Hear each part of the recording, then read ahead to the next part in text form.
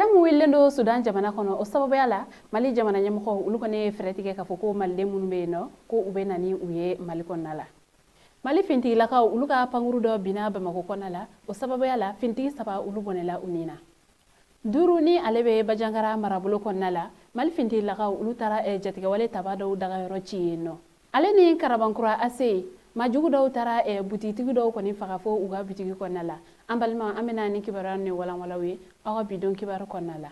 kibara falo obe talike Mali jamana nyamo ulu kelendo ka fere musigi senka wala sa malde munun kon be Sudan jamana kono geleya la eno ulu be seka sigi so chukamna kawla dona ka fo ko kabini Afrika lo kletan duru kele willa Sudan jamana ka yem findigila ka do ulu kon tega ben fola o sababu yala o koni kala balawiye ulu ni nyogonche ni o yere fene ukmun konnala duguden ulu kon bela jele geleya soro ko ni wati laban na masi konti se ka bo iga sudafe ko ali bitigu ulu yara ko ni bela jele ndatukunendu ka sababu yake lakana baliyai kawla dona ka foko kabika Sudan kele ko ni damne ko dugden ke me fla nyokona ko ulu bonela unyila ko ga o mo satan nun ko na ayela la ka foko malde ko ni fenti ulula wala sa jamana nyamo ulu ko be se ka demedo dugden nunuma we ayere ka foko ubena jekunu kerengere ndo ko ni sigini o ye cellule de crise ko wa o bara ko nitina se ka nyesoro fo ministry so bela jele ko ni ka je ka u fanga fara nyogon kan ko ga ambe wati mine ko sisa Mali la sigiden so ko ni be Sudan fa ba kono ni o e kartume ko o konsila mo ko fere ko ntikela ulu ko ni bela jele ko ni ka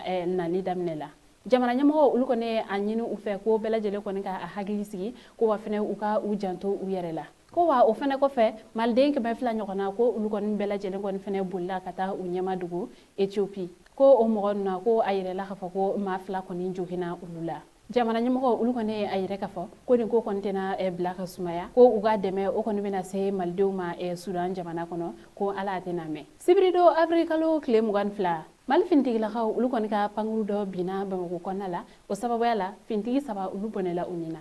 kibara musirama ulu e ayire kafo sibrido ko Mali fintigi la ka ulu kon be uga lakana barawla ni o konte dore ka do panguru kon kono ni ka bamako konna ko ni jatemne ni uye sigana ko do ye munu kon be sika ke kasara e kan yasi aramadewma o baran ne ukumu konnala ma munu kon be ni panguru konnala panguru kon yumurutila ubulo o sababu yala nunu kon e fere bela jelen kon tike ga amanya muko ni panguru ale kon bina jatemina ko ne ayere ka fo mo ko ni hun tega be panguru yere la ni o e Mamadou Fofana ko o ko ne jatemina ko ke ko alni amanye panguru ko be bin ko akasara ko ni ka se ka dokoya o sababu yala o ko ne so la pambal do ko ni ka fere ko ni ke panguru o ko ni ka jigini yoro ko falena nga o benata mamunun kon kunga suruni yoro ko falena akoni kasara do sira uluma nga ma wara ko ni ma bone anila findigila kanunun ko dugude ma woro ulu ko ni fene jukina jamana nyamako ulu ko ne feretike ulu ko ka kenya ko obeseka sabati chukayamna litna Mamadou Fofana ale kon ka sukunya kala ka keni tenendo Afrika lo claim ganani kibara wade mambolo kada kuloka ode Mali fintiki la kaw ulu e jetike wale tabaw ka ulu daga yoro doci duru ni obe bajangara marabulo konnala kibara musarama ulu ko ne ayire ka fo ko dugudeun ulu ko ne ka jetimina ko ne ayire ka fo ko duru konnala ko jetike wale tabaw ulu ko ni daga lendo o yoro dowla o kama dugude nunu ulu ko ne kunafoni ko ni lase fintigi la kawma ni o kera sababu e fintigi la kaw ulu era kon fene u ka labe un sabati ni ga soro ka u ka panguru ka ulu ko ni labe ni jatiga wale tabanu nun kelelima o kumun ko nala u ko ni bora uni sanche ni ka mugu jugu ko ni chama blaka jigi u kan o sababu la ni jatiga wale tabanu nun u ko ni gensera nunu ko ni bola ka u ka mututo ale ni u ko ni kun kelemdo ka bagando ko ni chuen dugude ndo ko ni kun